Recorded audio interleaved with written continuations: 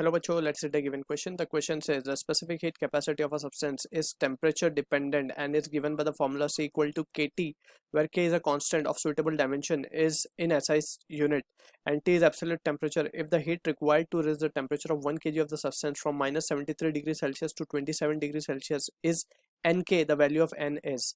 We can take the value of 0 Kelvin as minus 273 degrees Celsius. So for this question, जो key concept यहाँ पे we need to understand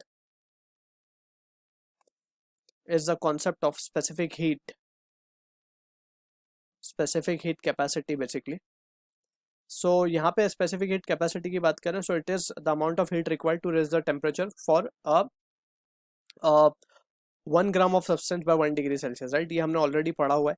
तो यहाँ पे हम लिख सकते हैं एक्सप्रेशन क्या आता था, Q equal to m s delta t for in terms of variable. यहाँ पे हम देख सकते हैं कि जो स्पेसिफिक हीट कैपेसिटी है वो वेरिएबल है, राइट? इसको कैपिटल सी से डिनोट कर लेते हैं.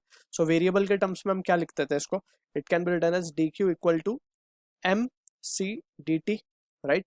अब इसी को to get the complete value तो we can integrate the result इस तरीके से, ठीक है? सो फाइनली सिंपलीफाई हम इसको कर सकते हैं, इस वैल्यू को सब्सटीट्यूट करके with a proper limit of temperature. Minus 73 degree का मतलब हो जाएगा it will be 200 kelvin,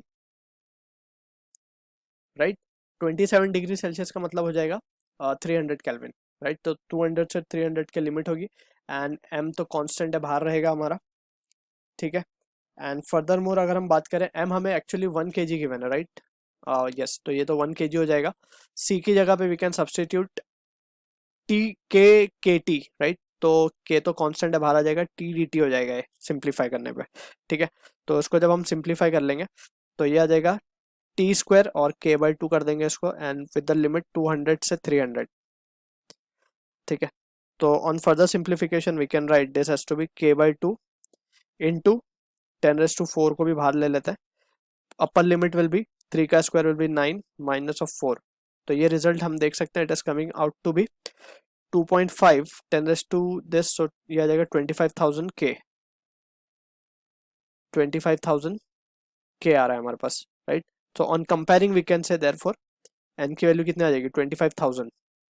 So this is the answer for the question we are getting. I hope you understood the solution. All the best.